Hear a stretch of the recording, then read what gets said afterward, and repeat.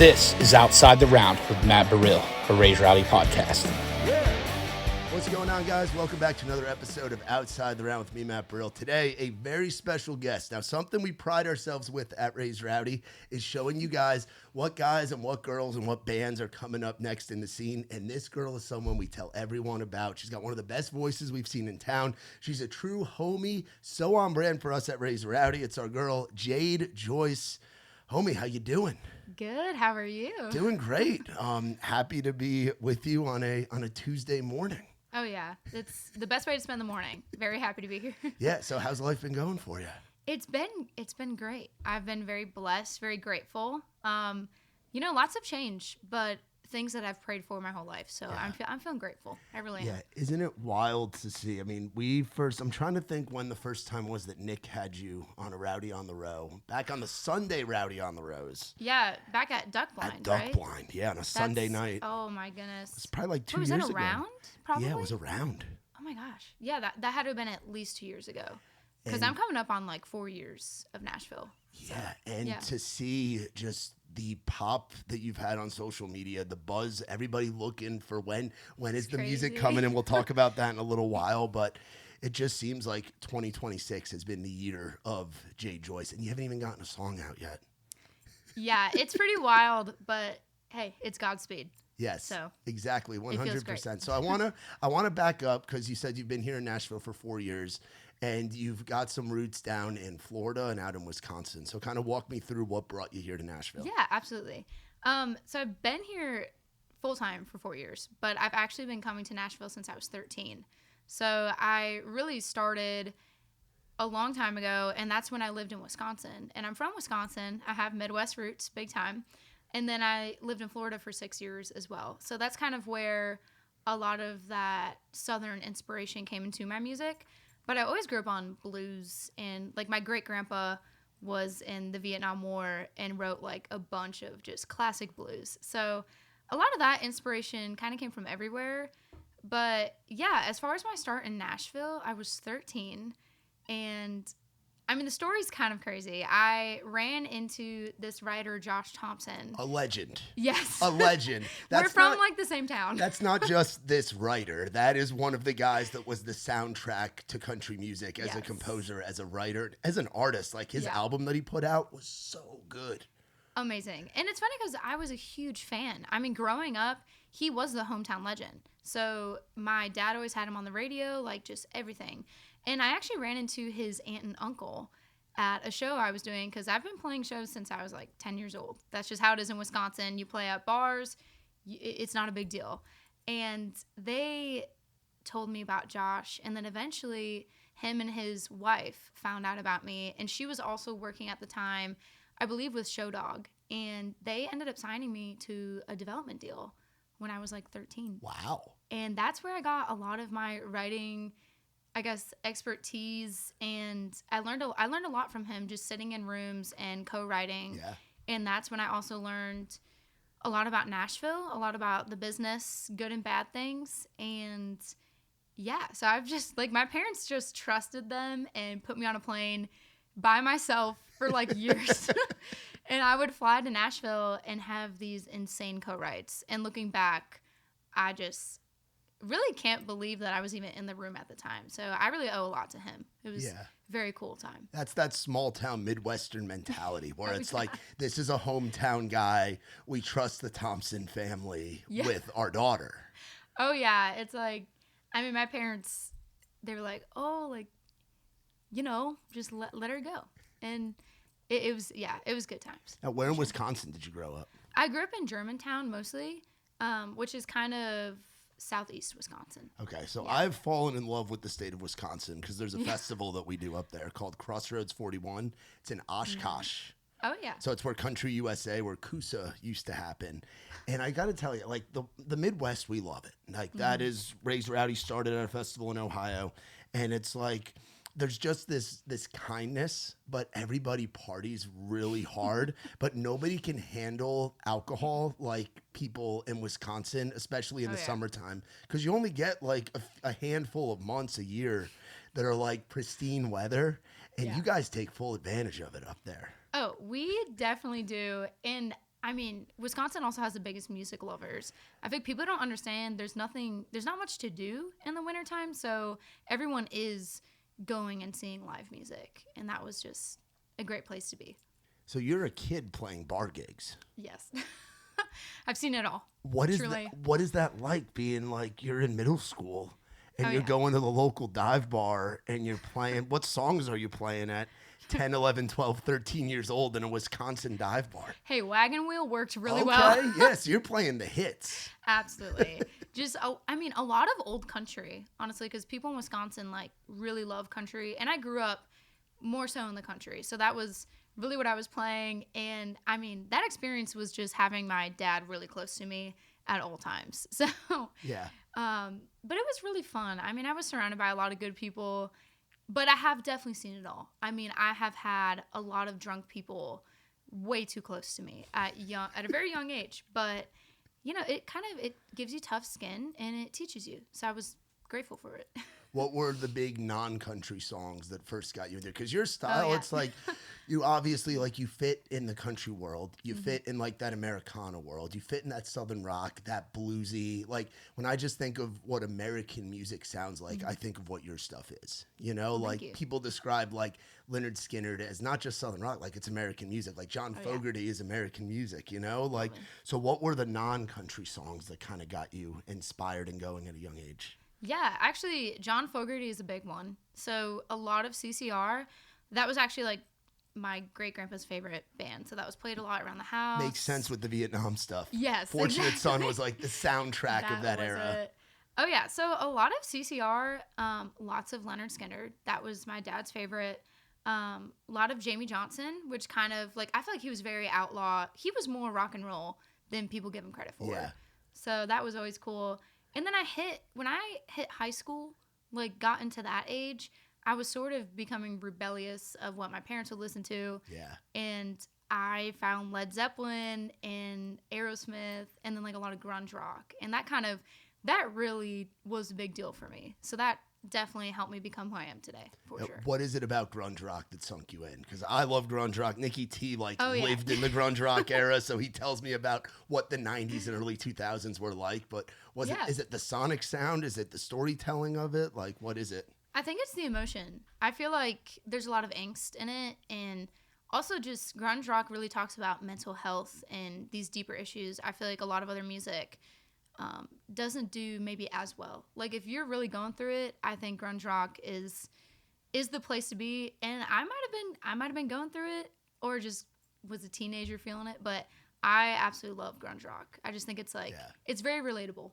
So. Yeah, it definitely is. And I think we see that in modern country music so much. Yeah. Like we really see that, whether it's the more stripped down Zach Bryan acoustic stuff, or you hear it in like the rock adjacent stuff that like Dexter and the Moonrocks are doing right now. Oh, or they're great. people like that. And I feel like grunge rock's one of those genres where it's like you have a gateway band, and then which for most people is Nirvana or like Soundgarden, and then you dive in and you're like, wait, what about Pearl Jam? What about Stone Temple Pilots? What about Blind Melon? What about Blind Melon? What about like all these?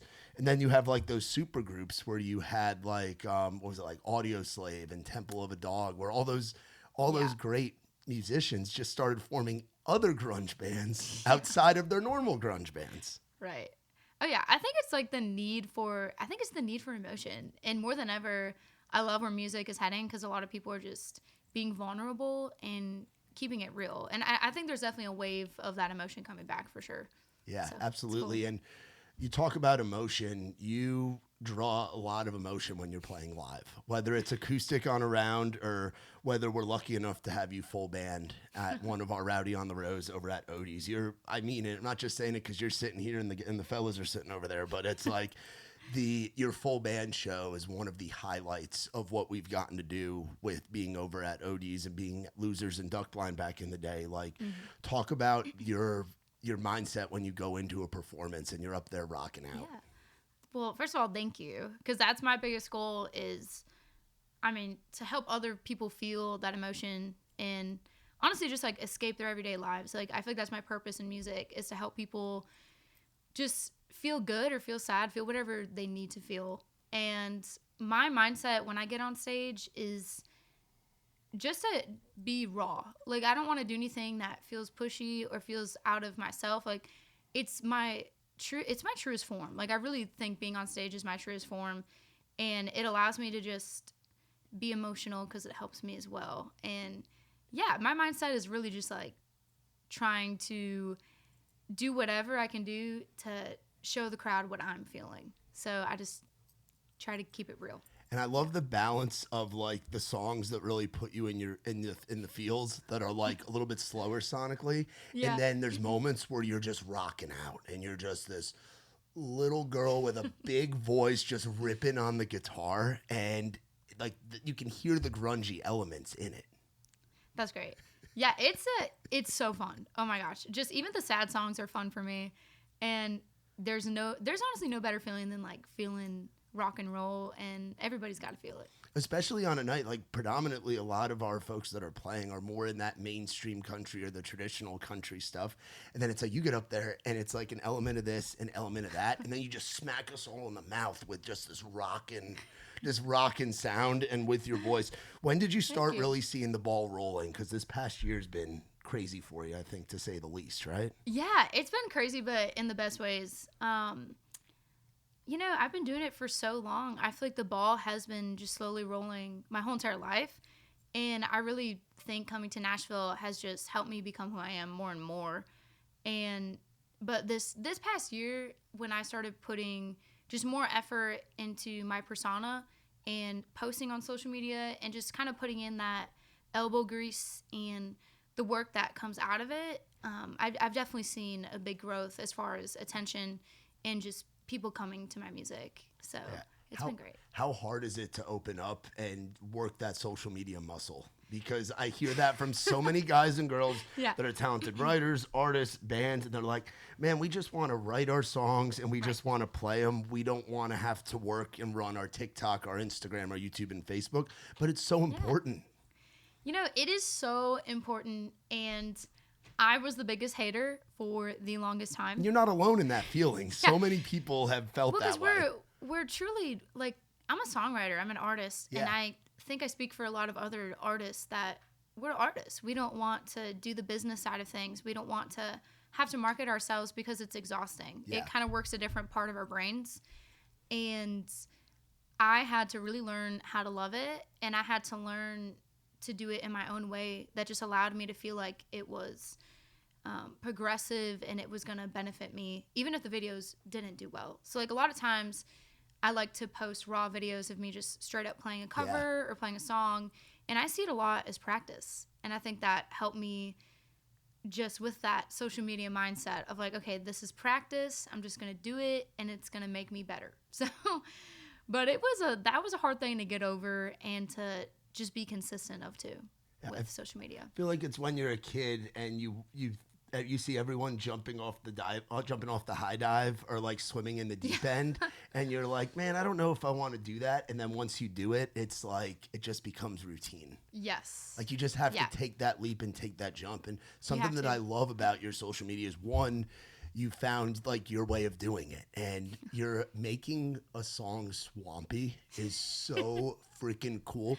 And the way that you incorporate like your friendships and you have homies playing in the videos with you, because it's not only like you're doing it for yourself, you're doing it with a buddy and they're getting something from it too.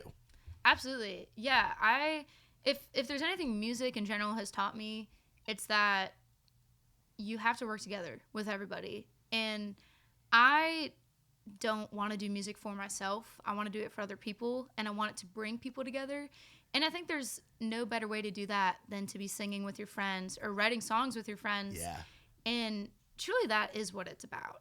And oh my gosh, like I love my friends dearly. So they are in a lot of videos. Like I have Izzy Mahubi, I've got Dasher the band, I've got Jess Woodland, I've got a lot of different people, and they're just great people. I mean, we hang out, we write songs, and then randomly we do a couple videos just to like show people what we've done, and it's fun. Yeah, and you come out of an area like you've been here in Nashville 4 years. You've hit that mark, which is awesome. Like crazy. It's crazy how time flies, isn't it? Yeah. Like it's wild. Like I'm hitting 8 years this October. And I'm wow. like, damn, where'd the time go? Like it flies. Oh, yeah. But a scene that you seem to have really been a big part of is what's down in Williamson County. Oh, yes. What's down in Franklin, what's out in Leaper's Fork, what's in Brentwood, and the other folks that are around your age coming out of there. Yes. And you guys have like a good little crew where you're playing at these venues like Kimbrough's and Fox and Lock, and talk about being a part of that community and having like being a part of a group of young folks that aren't necessarily just coming up, because we do our events in Midtown and we love it and we love being at the local and the places that we're at, but there's so many pockets for where live music exists in Middle Tennessee. Absolutely. I mean, it is not just Nashville, and I think a big part of me going to those places in Williamson County and in Franklin was just because I wanted to get out of like the mainstream country music and experience that music. I mean, it's a whole thing. Like, there's a lot of jamming happening and a lot of rock and roll and just a huge community around rootsy music. So for me, like, whenever I found Kimbrough's, that was one of the first venues I found when I moved to Nashville. And I went to a show by myself, saw Henry Cruz play, and just blew my mind. One of the most underrated acts. He's so talented. I opened this with talking about what we love to do is put people on folks that they don't know about yet. Yes. And I love Henry like a little brother. Like, he's the best. And his family's great. Like his whole, and it's just, you guys all love to jam with each other. That's what I get out of the Kimbrough's crew, if you will. Oh my gosh. Everybody just jams with everybody. Yeah. Well, that's what made me fall in love with that place and with that part of like Nashville and the surrounding areas of Nashville. There's just such a huge jam community, and that's something that makes me love music more. I absolutely love jam bands like Tedeschi Trucks and the Allman Brothers, one of my favorite bands of all time. And for me, it just made me love music again. It was like this music community that was doing it together. So I definitely stuck around those places, and I used to go every single week just wanting to jam and hear the old stuff, hear the good stuff. So it's like with that jam band world, there's not really a box for it because it's so experimental, and the way a song sounds on a record isn't going to necessarily be how it is live, because you're just going with how the other guys and girls on stage are doing. Like, you guys are, it's just like a roller coaster every song, which is the best part. That's my favorite part of music. It really is. Yeah, and it's just such an expression of emotions. Now, you were talking about how mental health is a big thing for you, and a big thing in your music. And we've been lucky enough to hear a lot of your songs, whether it's acoustic or full band, and you express a lot of that in there. So talk about just how important mental health and putting out songs that are for folks that have gone through similar things that you've gone through is to you. Absolutely. Yeah, I think there's always a need to express mental health, especially through music. I think that was my gift to help other people and help myself. I mean, music has helped me through many, many low points in my life. And a lot of times I write very vulnerably and just I want people to feel like they have help. And yeah, I think it's nothing to hide. I feel like it's really a gift to be able to help people through music. And that's what I want to do. And I want people to come to my shows and just, I want them to not feel alone. I think that's my biggest goal. Is I really don't want people to feel alone, whether it's they find other people in the crowd they relate to, or whether they relate to me. I want to use the power of music to just help people. So. You know what other chick does a great job of that? Immediately my head goes to Ashley McBride. Oh, I love her. I think of the Ashley McBride fans and like the friendships that fan group and that following has found with each other. Like, we have a good buddy that's up in Chicago. His name's Dave Canavan, Irish Dave, and Nikki T became friends with Irish Dave through an Ashley McBride fan group on Facebook. And Nick would go out to shows and stay with Dave in Chicago and go watch Ashley play in Chicago, and then Dave would go out to Pittsburgh. But again, it's someone that's just built this following of people that are like a family. Yeah. Eric Church does it too with the church choir, where oh my gosh, it's like you're at a show, even if you go to a show by yourself, you're going to find friends and like-minded people and family and a support system just in that crowd. Yeah, absolutely. You know, it's funny. I worked at the listening room for a year and a half. That's right. And yeah. Ashley McBride was one of my first shifts. Like, this is a venue in Nashville for the people that don't know. And when I was working, she was playing there, and I was running food, and she sings Girl Going Nowhere, and I just started crying. Like, I was literally running food in the kitchen, whatever, running around, and I just started crying because I felt it so deeply. And I think that is the power of music. And I really love what she does for music. And for me, a big part of singing about mental health and trying to help people, for me growing up, I was never good about talking about it. And I think there's a lot of people that have troubles talking about their mental state. Yeah. And that's where I would write about it. And I feel very grateful to have that gift. And I want other people to just feel like that gift is theirs and my gift is the song to them. So I think it's really important to shine a light on that for sure. Can I talk about some of these unreleased songs? Like, I'm just going to say titles and I want you to talk about it. Like Pretty in the Dark. Yes. That is one that when I think of like, like I'm going to dive a little bit all over the place, but tell me a little bit just about that one. And I'm sure you've teased it a little bit on socials over the years, but that's one that I always hope that you play. And that's one that I think in the full band set, is that the one that you cut back and do acoustic? Every once in a while, it kind of depends on the night. I never like to keep the shows the same.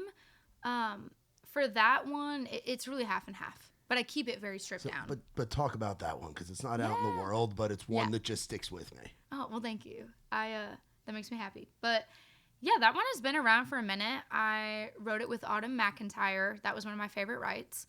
And it was just a very vulnerable song. I mean, we wrote it about a situation I was going through, with a guy at the time, which hate that, but hey, it happens to all of us. Yeah. And it's really just a song about not feeling seen. Like, I wrote it about a relationship, but truthfully, I think that song could relate to many different situations in people's lives. And I wrote it about not feeling seen by somebody you see very well.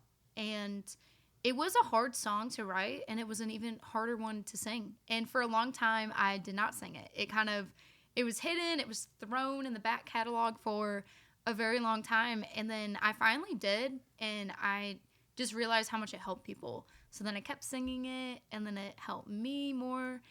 And yeah, I'm really excited for that one to be out in the world. So that's what I'm excited about. And I'm going to hit you with another one, The Joker. Oh, The Joker. That to me is like the staple. Like if I were making essential Jade songs right now, I'd put Pretty in the Dark and The Joker right up there with any song that you've written or performed live. Well, thank you. I appreciate it. Yeah, one day I was like sitting on my back porch. I was reading Lord of the Rings, and there was this lyric in it, Scarlet Flames, Yellow Rain, or, the words in the book. And I decided, I was like, this is really cool. I'm going to run with this. And before I knew it, it just kind of became a song. And a lot of times that happens where I'm not really sure how these songs are written. And I like to say, even if it's just me in the room, there's always a second writer, because I really do believe that God is putting ideas in the world that I'm picking up. And the song just kind of happened. I mean, it was definitely also about a guy. Yeah. Which, unfortunately, a lot of my songs are. But, hey, we're working on that. But that's something that any girl or guy can relate to. Absolutely, and like you said, with Pretty in the Dark, it can apply to other things. Like, yes. I'm sure just heartbreak. People in a lot of situations feel like the Joker. Yes. Yeah. Yeah, it's one of the songs that's about wanting to see the best in somebody who's not good for you. And I think that can happen in a lot of different relationships. And it's about really wanting to stick around for them, because you see that side of the person that other people don't see. But in reality, you shouldn't stick around, and they're not good for you. But it's a lot of comfort, I think, that happens in that situation. And I had that experience, and I still have it sometimes. So really that song is just to shine a light on that and hopefully give people some sort of strength. It gives me strength. Yeah. Though it's a devil's advocate song for sure. Yes. Yeah. And when you're in the writing room, whether it's by yourself and God's putting ideas on your heart, or it's with your friends and you're coming up with stuff, will you have in your head where the vocal runs are going to be? Because you have such a gift. You have such a gift of where like your voice will just explode And Oh, thank there's you. there's a moment in Joker where that kind of happens, you know? Yeah, it's funny because the answer is no. When I'm writing the song in the room, I don't really hear it yet, and it's its stripped down form. And to be honest, a lot of my songs are written over time. Like, yes, the song is completely done, but it becomes a new form when I start singing it live. And the way that song sounded a year ago, as opposed to the way I sing it today, is completely different. And none of the lyrics have changed, but just the way it is live has changed. And I think that's a beautiful part about live music, is that it's, for me at least, always going to evolve and just keep it real and keep it fun. So Yeah, and that's like we were talking about the jam band stuff. Like, yeah. you can go and see Widespread Panic, and the songs are going to sound, or Allman Brothers, or Tedeschi Trucks, or any of those, and all the of them. songs are going to sound a little different. Like, you go to a Thursday, Friday, Saturday, you chase the whole run, and you go to all of them. Those songs might sound slightly different, and it's like. Yeah. Based on how the crowd is or the environment or how you and the band are feeling, like, you can kind of do whatever you want with them. Oh, yeah, absolutely. And I think that's something that should always stay alive. And that, to me, that's the truest form of music, is the jam and what happens just randomly on stage. And that's definitely my favorite part. Yeah. What do you like doing outside of music? Like, what do we do with our free time? Because I know this takes up a lot of time. I know this takes up a lot of time, especially here lately for you. Yeah. I definitely, balance is such an important thing for me in music, because I try really hard not to idolize it, and I love it very much, but I don't want it to become my whole life. I think that's very important for anybody. You have to have balance, and I like to do a lot of things outside. I grew up with a fisherman, a captain. My dad's a captain. Oh, he's a captain. Yes, Captain Matt. Shout out to him. Captain Matt, let's go. Yeah. Salute. Another Matt. Yeah, I love it. Yeah, he'll have to take everybody fishing sometime. Yeah. That'd be really fun. So I grew up very outdoorsy, just fishing all the time, lots of hunting. Just all those things, anything to get back in nature. I really love to fish. I really love to be outside. It's really peaceful for me. And then I've also been like getting into painting more, lots of painting. That makes a lot of sense. Yeah. I could see that makes a lot of sense because you're an artist. Yes, just any way to express art. Yeah. It's so important. And just, I try to do anything that just revives me and makes me feel creative. And that's definitely one of them. And yeah, just a lot of stuff like that. So yeah, and being outside and being in nature relates to your rootsy style too. Absolutely. I think you need to be, just like you have your relationship with the man upstairs, you got to have your relationship with the world that he created. Absolutely. You know? You gotta get inspiration. And that was advice that was given to me for a very long time. Actually, my bestie / like older brother / everything, LV Shane, told me. Yeah, that I love LV. I love LV. He's That's the dude right there. He's the best. I owe so much to him. I mean, he has been there for me also since I was 13. Really? Which is crazy. Yeah. But Wow. he told me a long time ago, he was like, you need to live life. You need to have heartbreak. You need to go get a boyfriend. You got to do all these things, because truthfully, that's where the music comes from, is just what happens around you. And you have to pay attention to it and experience life. So I think that's very important, but it's easy to forget, for sure. Yeah, and I feel like when we're in Nashville, it's like you're in a bubble.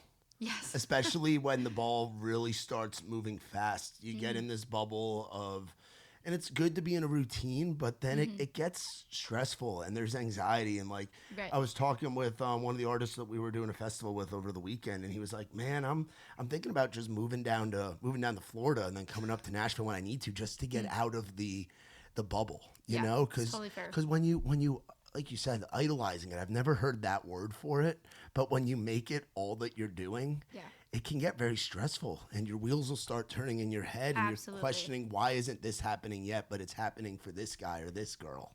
Yes. Well, yeah, I love Nashville very much, because I think it's the most inspiring place It is to be in, but I also think it can be just the opposite as well. I think that it can definitely be, sometimes it can seem competitive or just kind of like a pressure cooker. Yes. It kind of feels like you have so much time to do something, and sometimes it feels like you just have to be working, and there's not a lot of inspiration that comes into that. But I think it's very important to not make it your whole world and realize that the world is much bigger than you and it's much bigger than your music. And, you know, it's important to work hard, but also be humble. And Yeah, definitely. I that's what I strive to be. I'm always trying. So. Yeah, and it's cool you were talking about being outside and the way that your music is. You have a big show coming up with my with my big brothers, Gary Stanton and Charlie Muncaster from Muscadine Bloodline. And that show is going to be out in Texas, right? Yes, and Oklahoma. And Oklahoma. It's going to be Grant, Oklahoma, and Houston, Texas. It's going to be so sick. You know, it's funny. I did a show. I did a number. I mean, I probably did like around 100 shows with those guys, selling their hats and T-shirts, sleeping in the back of the Sprinter van. Like, oh, that's crazy. Pre-bus Muscadine, pre-COVID, like BC before they put out their first BC record. Muscadine. I call BC before COVID. I love to use that vernacular. But I think that's going to be such a perfect pairing for you. And Josh Weathers is on those shows too. He's so insane. We so talented. love Josh, man. Like, so talk about how excited you are and what you love about both of those acts. Yeah. Well, first of all, Muscadine, I've been a huge fan of them for a very long time. Like, I think I found them freshman year of high school, and Porch Swing Angel was just on repeat for me. Fun fact, Gary wrote that song about being friend zoned. Oh, really? Yeah, I felt like it was like a love song. That was a message to a girl that had friend zoned him. Wow, that is wild. That was the message. Like, know. this is how I'm feeling. And he wrote that when he was still living in Mobile. Oh my god. That was like for a local songwriting competition. Yeah, well, I hope he won that. Oh, isn't it crazy? Deserved the win. But they're small town guys that come from a very similar background to where you come from. Like, definitely. They're men of faith. They grew up out. They still go out hunting and fishing, and they're family men and all of that. So yeah, I mean, you go back to Porch Swing, then you've been a day one. Yes.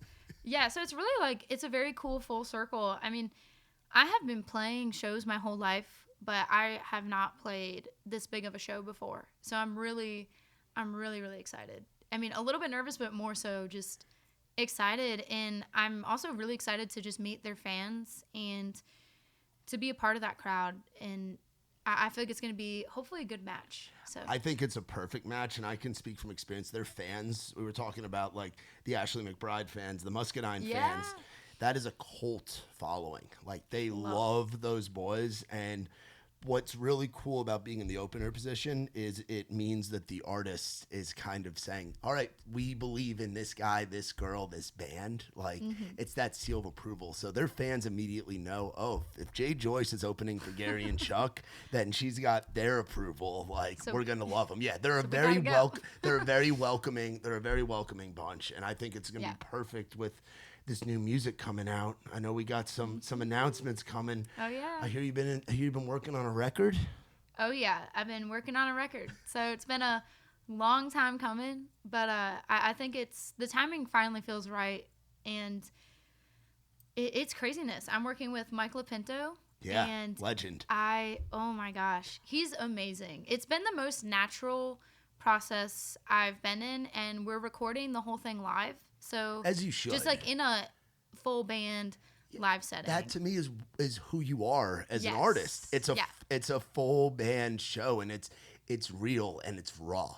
Yes. Like, that to me, if you were recording it any other way, it'd be like, well, like, you recording it live is perfect. Yeah, I am so excited, and the process has been amazing. I mean, we recorded, I think it was 8 songs in 3 days, and none of it felt rushed, and none of it felt like it was taking too long. It was really just natural, and I'm very excited for everybody to see these songs, because every single one of them is just, in my opinion, in their most natural form, and they all sound different, but at the same time, it's me. So I'm excited. Yeah, and that's, again, if people were to ask me, which folks ask us about you all the time. Like, oh, tell us sweet. about Jade, and we're thankful to be able to speak on your behalf, just as we've gotten to have you in our world and vice versa for a minute now. But it's like your music is all over the place, so the whole record should be all over the place. Absolutely. Now, if you were to describe it in like 2 or 3 styles, what would you describe it like? Yeah, I would say my music is like if Led Zeppelin and Susan Tedeschi had a baby, and it was a girl who was sisters with Chris Stapleton. Ooh. Now, I am not even close to as good as any of those people, but I just absolutely love their music, and that's where a lot of the inspiration has come from. That's a great way to describe it. That's a great way to describe it. Yeah, it's definitely like Americana rock, and I like to say country soul. And it comes from everywhere, but I never have tried to box myself in because I never want to box in creativity, and I never want to box in what I'm supposed to be writing. Yeah. And I try to get inspiration from everywhere. So, but I hope it all sounds like me. Yeah. Oh, I'm sure it will. I'm sure it will. Well, we have these Muscadine shows coming up, but talk about like some dream goals or venues or shows, festivals, like things that you would love to do, like that. Because you've been absolutely. How old are you now? I'm 21. You're 21, so you first started coming to Nashville legal. 8 years ago. That's wild. It's crazy. But thinking back even to like when you were coming up and you were first getting to know Josh and his wife and Elvie. Like, what are some dreams that you've had that you're starting to see, like, are coming up? Like, you're seeing the exit signs for them, like the mile markers. It feels unreal. I still feel like I just never know what's coming. I really don't. But my very first dream was and still is playing the Opry. And I had the great experience of being side stage, like, I think it was the left wing when Charlie Daniels played. And it was one of his last shows. Wow. And actually, Josh and his wife took me to that show. We went backstage, and I just got to see the crowd react to him. And it felt like I was on stage with him. And that was just one of the most surreal experiences. And that really hit me in the heart. And ever since then, the Opry has just been a huge dream of mine. Definitely the Ryman as well, for sure. And also the Caverns. I recently went there. You in the Caverns would be so bombastic and just epic. Like, yeah. I would... it's such a cool place. I saw 49 Winchester man, do their show. And I was like, oh my gosh. I love that venue. Yeah. Really cool. We have that Oars clock up there behind you now, but it used to be a poster of when Old 60 and Fox and Veed and Rob Langdon played at the Caverns. Yeah, that's just insane. I've seen a few shows there. Nikki T went and saw Jelly Roll there years ago. Wow. We went and saw the Cadillac 3 there. That was awesome. Like, the acoustics are just insane. Like, you're literally cool. You're literally just jamming out in a cave. Yeah. It's definitely one of my dream venues. And yeah, as far as like dream tours, I've always really dreamed of opening for Chris Stapleton. So he's been a huge inspiration for me because I feel like he's paved his own way, but in mainstream country. And I just relate a lot to the type of music he makes. It's very rock and roll, but at the same time, country. So I love his music. And yeah, him and Tedeschi Trucks has always been a big goal of mine. And there's a lot of dreams. And also, like, a huge one is Turnpike Troubadours. Oh, yeah. I am the biggest Evan Felker fan. I think he's one of the best songwriters. And, yeah, that's another dream of mine. So we'll see what happens. I don't know.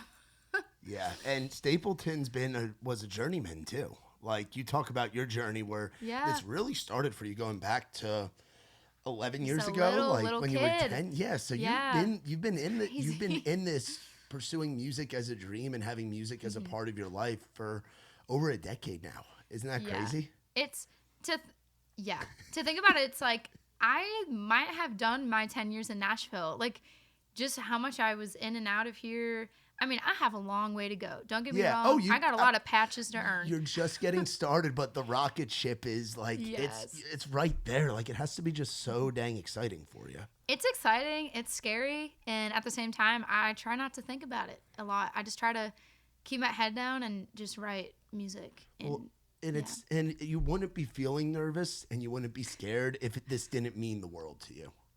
Oh, yeah. It means a lot. If you didn't love it as much as you do, then you should probably be doing something else. Absolutely. I love it so much. And it's craziness. I also play with another band called Crooked Deal. Yes. So that's been an amazing experience, but we have been just roughing it on the road. I mean, just the four of us in a truck and staying at whoever's house we can find, really, who has an air mattress and a couch. We're there. And it makes me realize more and more how much I love music, because it's like, you got to love it to do that. and it just makes the dream bigger and makes me want it more. And that's been a great experience. So I love all of it. And I'm glad you're getting to rough it, because a lot of people, they have that blow up moment and they don't have the experience. Like, it makes you appreciate it so much more. And I mean, like I was talking about with Gary and Chuck, like we were riding around in a van and selling like hundreds of tickets. Now they're selling like thousands of tickets, Right. but in a different place than they're in now. And it makes them appreciate where they are now, you know, like that journey to get there. And there's nothing like being in a van with your band, or being in an SUV or a pickup with enclosed quarters, and going to play shows, not for a lot of money, but just for the sake of playing shows and doing it. Well, a lot of people ask me, they ask me that. They're like, why are you, going and playing these shows, or just like thinking, I should just be in Nashville, kind of working on social media, which I am still. But the truth is, I do it because I love it, and I want to be playing, and I want to be on the road as much as possible. And I really think there's no other reason. And I love the experience it gives me. And, it definitely can be rough. Like, we're really roughing it. But, hey, I grew up playing in bars and stuff, so it's nothing I'm not that used to. And it's going to make that moment when you're in Oklahoma and you're in Texas and you're opening up for Muscadine and playing those shows with Josh Weathers, like, it's going to make you so, like, you're ready for that moment. You've been playing excited. Live. There's so many people that don't have reps, and you've been getting reps since before you could drive. Yes. Like, you've been getting reps for so long. Like, yeah. And I still get nervous. Yeah, and I almost feel like being in front of like a sold out crowd isn't as, it's scarier, at least for me on the hosting side, when I'm in a room and I can see everybody's face. Like, there's like a dozen people and they're all looking at me. I get a little more in my head when I'm hosting versus like being at a festival where there's like 20 or 30,000 people, because then you're just looking out and you don't see everybody's face. Right. Yeah, I completely agree with that. And I've had those shows where it's literally just my parents and my grandma there, and I'm more nervous for that than, playing for a couple hundred people to 1,000, which I don't really even know what that feels like. But you're about to. I think it's gonna be a big exhale and just be like a time to look back on my career so far and celebrate. And I'm very excited for sure. But yeah, hopefully it will be like maybe I won't be able to see the people. That would be great. Honestly, you're going to be so in your zone that it's... And I think the energy is going to be really high, and that's going to... That's always like... Really, when you have a lot of people, it kind of brings a lot of energy, and that's the fun, addicting part of being on stage for sure. Yeah. Have you been to a Muscadine show before? I actually haven't. Which is shocking. They're a lot more rockin' now than they were when I was with them. I take that back completely. Okay. Where was it? I've been to so many shows that it takes me like a second. They blend together. Yeah. I went to see Post Malone, and they opened for him. Oh, on the Posty tour. Yes. Okay. And it was amazing. And yes, it was definitely rocking. It was like, yes, it was great. I loved every single piece of it. And I was pretty close to them as well, so I could really see them. But it was a very inspiring show. And they had that, what's that box he plays? It's like a squeeze box type of thing. It's not quite an accordion, but it looks like it a little bit. Yeah. I should know that. It's very Southern. Well, now they have one where I think it's Charlie Sits, and it's like he's sitting at a piano, but it's the box, and he's like sitting down and like squeezing it on this hand and like tapping on it. Like the box has evolved and grown. Yes, I need to figure out what that is, but I saw them play that opening for Post Malone, and I was just really blown away, and it also made me feel inspired just to know that people like them are just keeping art alive and trying new things like that. I thought it was really cool. Yeah, they're literally doing it their way. Yes. Like their slogan is proudly independent, where they handle everything on their own, from the designs of the merchandise to the recording of the music to the putting out of the music. Like they just do it for their people, and they do it because they love it. I honestly, when Keith had told me a couple weeks ago about that, I was like, that is the perfect pairing. Yeah, I'm excited. Yes. It'll be awesome. So now we're getting ready. We're working on this record. When are we're looking at some new music? Do we know which songs will be coming first? We're still deciding. I'm definitely teasing the songs quite a bit. I'm kind of deciding between 2 songs, but I want it to be a surprise. So I'm not going to say too much, but it'll be groovy. The first song is going to be very groovy, and yeah, there's just a lot of heart in it, and I'm really excited for the way these songs were recorded because it's very like stripped down, but yet full sonically. Yeah. So it's gonna be fun. But the songs will be coming out very soon. Yeah. So yeah, I can't wait. And what's something that you would tell? I don't know whether I always ask this question at the end, but you've had a few different levels within your journey. So I'm gonna go back to 13-year-old Jade.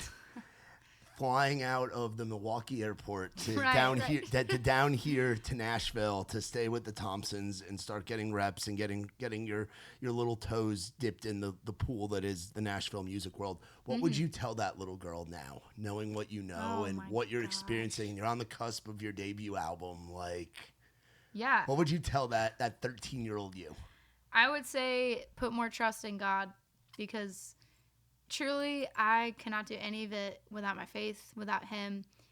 And I don't know what's ahead. I've never really known what's ahead, and that is very scary. I think I spent a lot of time being afraid, and I'm learning more now than ever that there's no reason to really be afraid, and to just work hard, and what's meant to be will be. And I think she would be very happy, very, very excited. So just that dream I've had since I was 13 just has not changed. And I'm very blessed that I've stuck to it. I've had very good people to look up to as well that have just helped me stick to it. And she would be very happy. For awesome. sure. Well, amen to all that. And we got an announcement coming on Monday from when this episode comes out, right? Oh, yeah. It's gonna be a big announcement. Only been waiting my whole entire life. So. Hey, well, seriously, thank you so much for coming on here and hanging, and thank you for coming and playing our events and being a part of this chapter of what we're doing with Raised Rowdy. Because it's like Nick's had this company going since 2017, so we're technically in year 9 of it. And you look at like the different folks that have come up through when Nick was in Pittsburgh to when we started doing it full time together a few years ago, and currently, like when I think of Raised Rowdy, I think of people like you, and we would not be who we are as a community, who we are as a brand, without talented folks like yourself playing our events and being a part of our community. So we really appreciate you, sis. Well, thank you so much for having me, and also for giving me those first opportunities. Of course. I mean, you guys have been a big part of how far I've come in these past couple years. So thank you so much for believing in me. Well, we appreciate you so much. Y'all be sure to go check out our girl, Joice, and make sure you're following. If you're not one of the over 100,000 people following you, what's that like now? Like, because when we first met, you did not have that many followers, and now you have all these people following what you're doing. What is that like? Man, it's beautiful. It really, really is. And I have just the best fans. Like, I have the best people on my page, and they're all just so sweet and nice. And I try really hard to answer everybody. And it's been really great. Sometimes I have to pinch myself and be like, dang, I have come a long way. Like, this is something to celebrate. So it's been awesome. And you're still just getting started. Just getting started. That's the best part. Well, I'll be sure to go look up our girl, Joice, and be on the lookout.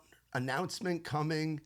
Music coming. And if you're out in Oklahoma or Texas, go out and see our girl Joice. I'm going to be on the road with our brothers from Muscadine Bloodline in Houston, Texas. And where was it? In Grant, Oklahoma. Grant, Oklahoma. Yeah. Get your tickets and go see our girl Jade. You will not be disappointed. Shout out to our friends from Surfside. No bubbles means no troubles. Check out Super Light as well. It's like Gatorade and vodka had a baby, so you guys can go and get those wherever you get your booze. Shout out to our friends from Surfside. And for more on us, visit raisedrowdy.com. For my girl Jade, I'm Matt Burrill. This has been Outside the Round. I ain't never been the kind for staying in one place for too long. I ain't never been the best that said I love you to a girl I love. Only got a couple tricks on my sleeve, they usually just make 'em leave.